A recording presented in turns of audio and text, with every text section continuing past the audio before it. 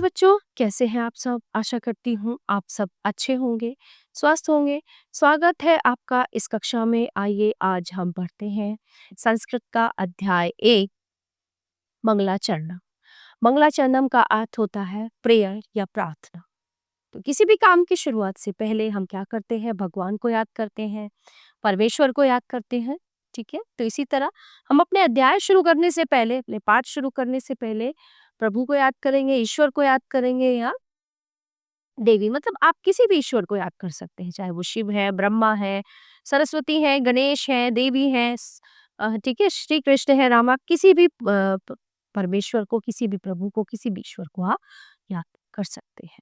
तो चलिए शुरू करते हैं। कराग्रे वस्ते लक्ष्मी, कर मध्य सरस्वती, करमूले स्थिता गौरी, प्रभाते कर दर्शन। कराग्रे, कराग्रे मतलब कर माते हाथ होता है, जो हमारा हाथ होता है। कराग्रे मतलब हाथ का अगला भाग, जो हाथ का सबसे हमारा अग्र भाग, अगला भाग होता है, उसमें लक्ष्मी विराजमान होती है। ठीक है। कर मध्य सरस्वती, जो मध्य भाग होता है हमारे हाथ का, उसमें सरस्वती विराजमान होती है। करमूले स्थिता गौरी, प्रभाते का दर्शन। मूल, मूल यानी जड़, जो हमारे हाथ का निचला भाग होता है ना, अग्र, मध्य और निचला, यहाँ पर गौरी निवास करती है।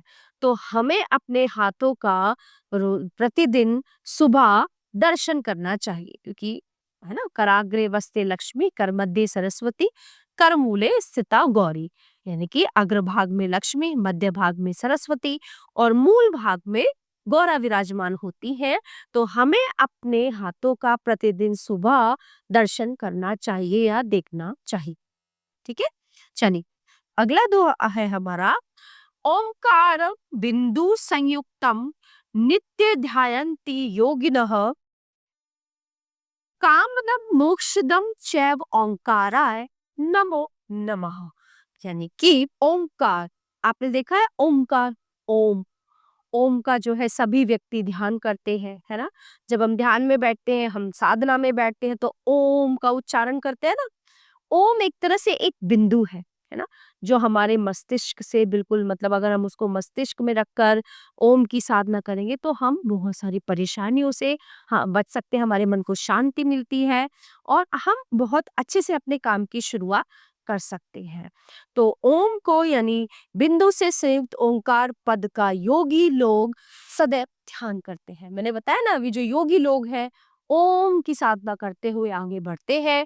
कामदम मोक्षदम चैव ओंकाराय नमो नमः, यानी कि जो है सभी काम, सभी इच्छाओं को पूरा करने वाले, है ना, सभी को मोक्ष देने वाले ओमकाराय को मेरा नमस्कार है। ठीक है, तो योगी लोग जो है ओम की साधना करते हैं, तो इस ओमकार को, इस ओम को, सभी की इच्छाओं की पूर्ति करने वाले इस ओमकार को मेरा बारंबार नमस्कार है। तो प्यारे बच्चों, ये पाठ यहीं पे समाप्त होता है। आशा करती हूँ आपको अच्छे से समझ आया होगा। मिलते हैं अगली कक्षा में। धन्यवाद।